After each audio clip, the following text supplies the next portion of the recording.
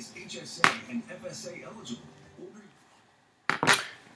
Hey everybody, it is a little late today. It's 1:15. I normally try to get online a little earlier in the day today, but I got wrapped up with a bunch of phone calls and just wasn't able to get it together in time. But here I am. It's a little after 1. It's Timeout Tuesday. It's episode 95. I don't know. I'm impressed by the large numbers. I don't know if anybody else is, but that means that I've been doing these videos for 95 straight weeks. And with no end in sight. So, like them or not, you're going to continue getting them, I guess. So today's topic, I titled it A Safe Haven for All Learners, but that may be a little bit cryptic.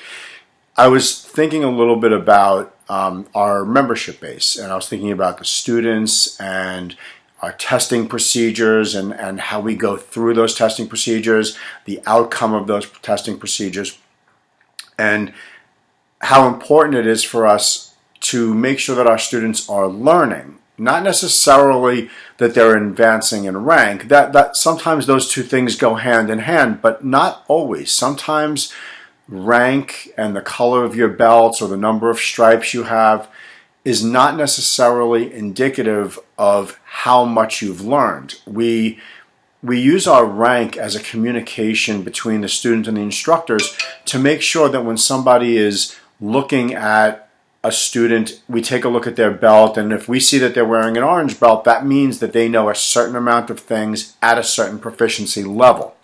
It doesn't mean that we know every single thing that they know, because we teach a lot of stuff throughout the course of our curriculum that doesn't necessarily fall into a particular belt level curriculum. So for example, we teach traditional Okinawan weaponry, sticks, and different fighting implements, and we teach those to our students right from when they start taking karate. You can take beginner weapons classes with us as a white belt and begin learning techniques with weaponry and also how to do katas and forms and self-defense with weaponry. But we're not going to really test you for a particular belt on that way until you're way down the line. So maybe purple belt or green belt might be the first time that we actually say, show us one of your weapons on the test. But sometimes by the time a student has gotten to that point and they've been attending beginner weapons classes for years, they're quite proficient in a whole bunch of different areas of martial arts weapons. But there's no way of looking at their belt and knowing that for sure. So if you say to somebody, have you learned a lot over the last 2 months? And they say, well, I didn't really test, so I didn't really advance my rank this time.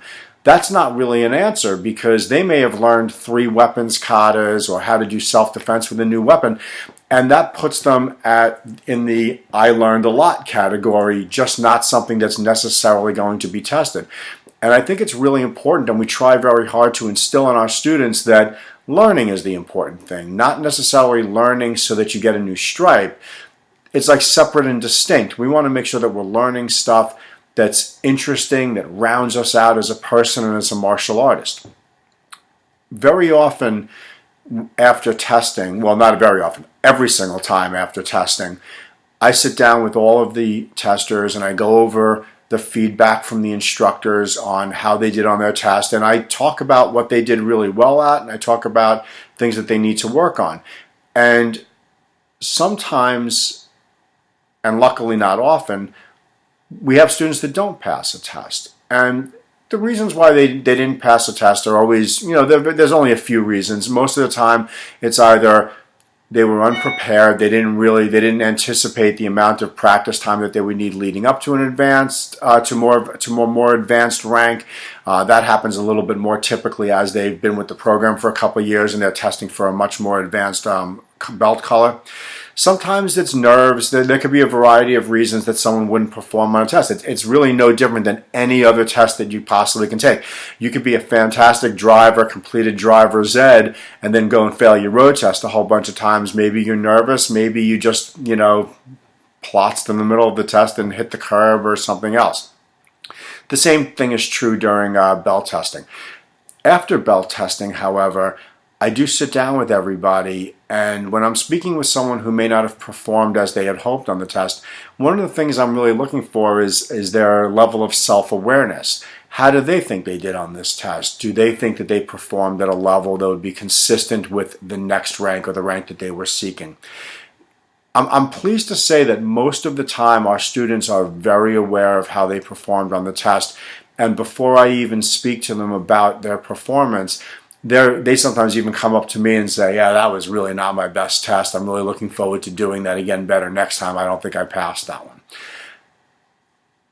It's very important that we instill in them this notion that it's not all about the belts, that it's about the learning, and that we provide this safe haven for people of all types of different learning levels and speeds. We have students, a fairly large percentage of our population of students that are either children or teens with special needs, and it's expected that they may struggle with certain areas. They also might excel in certain areas that other students don't. And everybody learns at a different rate. Some things come easier to some people. Some things are very difficult for others.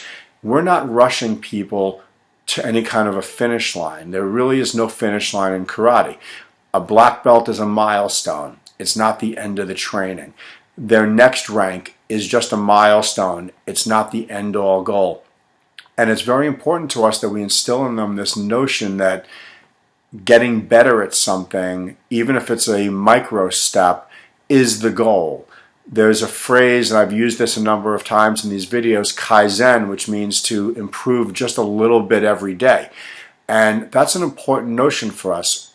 You may not take a tremendous step forward today, but take some type of a step forward. Try to recognize that and appreciate it just for the sake of learning. And when we have the buy-in of the students and the parents, we wind up producing very successful students that learn that learning something important takes time, and it's not getting a belt that you're not qualified for is basically pointless and worthless, and it's a contrived scheme to make you feel better, but it's not an indication of what you've actually learned. Similarly, sometimes it's not all about the belt. It's about taking inventory of what you may have worked on over the last few weeks and things that might be new to you that you didn't know before, and put that into the bucket of stuff I learned and how cool is that, not stuff I learned so I can get a new belt. And to me, that is probably one of the most important things I think that differentiates ourselves from a lot of other schools, that we're not trying to be a belt factory. I'm not trying to strap a black belt on every 7-year-old that makes their way through our program. I want people to earn their black belts after spending the appropriate amount of time. Time in rank, time in every level is important. Appreciating the journey, keeping your eye on your own paper, not worrying about what other people are doing or how other people are progressing, worrying about how you're progressing.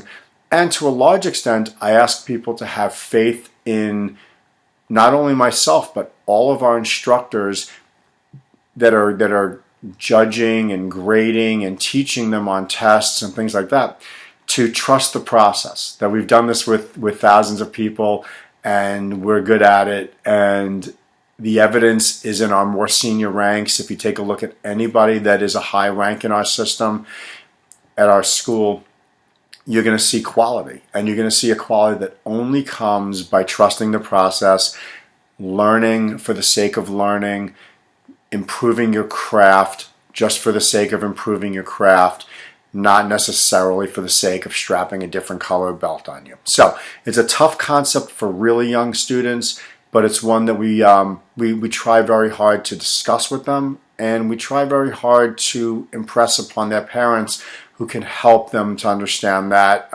by supplementing what we do in class. So that's one of the most important tenets of what we do at the school. I hope everyone's having a wonderful day today. It's a little rainy and cold, but I guess that's the fall for you, so it's sort of normal. I hope everyone has a fantastic day. We have a pretty exciting weekend ahead of us at the school this week. We're heading, a group of us, a contingent of us are heading out to a friend out east who has a dojo as well in our system and is hosting a very exciting seminar with the most senior person in our system. So we're very excited to train with this person. I've never met this person, but I'm going as a student. I'm taking a dozen of our students with us of varying ranks, and I'm really looking forward to the experience and sharing that with the others and bringing that knowledge back to the school and improving everything that we do, because we have to walk the walk, can't just talk the talk, and Kaizen applies to all of us. A little bit of improvement every single day. Try it. You'll love it. Peace.